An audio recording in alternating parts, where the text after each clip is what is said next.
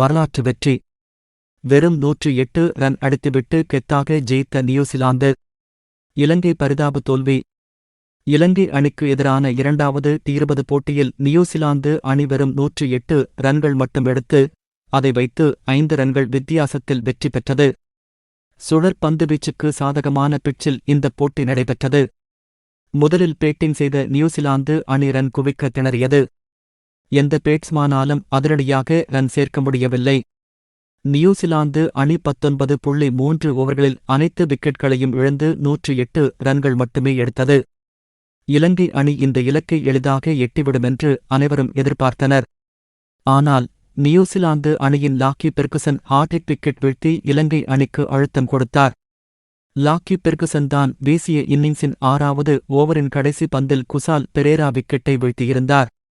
அடுத்து 8வது ஓவரின் முதல் 2 பந்துகளில் கமிந்து மெண்டேஸ் மற்றும் சரித் அசலங்கா விக்கெட்களை அடுத்தடுத்து வீழ்த்தினார்.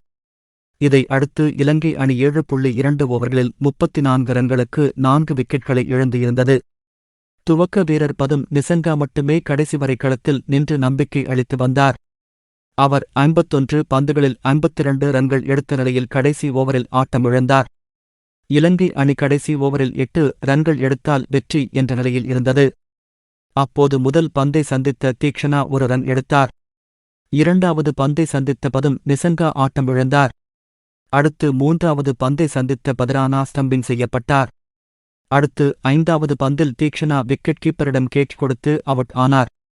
கெலின் பிலிப்ஸ் வீசி கடைசி ஓவரில் 4 பந்துகளில் 3 விக்கெட்கள் வீழ்ந்தன. இலங்கை அணி 103 ரன்களுக்கு ஆல் அவுட் ஆனது. இதன் மூலம் நியூசிலாந்து அணி 5 ரன்கள் வித்தியாசத்தில் வெற்றி பெற்றது. சர்வதேச கிரிக்கெட் கவுன்சிலில் முழு உறுப்பினர்களாக இருக்கும் அணிகளிலேயே குறைந்த ரன்கள் அடித்து வெற்றி பெற்ற அணிகளின் பட்டியலில் நியூசிலாந்து 2வது இடத்தை பிடித்து இருக்கிறது. இந்த போட்டியில் நியூசிலாந்து அணியின் லாக்கி பெர்குசன் 2 ஓவர்களில் 7 ரன்கள் கொடுத்து 3 விக்கெட்கள் வீழ்த்தியிருந்தார். மைக்கேல் பிரேஸ்வெல் 2 விக்கெட்கள், கெலின் பிலிப்ஸ் 3 விக்கெட்கள் வீழ்த்தியிருந்தனர். ஜக்காரி போக்ஸ் மற்றும் மிச்சல் சாண்டர் தலா 1 விக்கெட் வீழ்த்தியிருந்தனர்.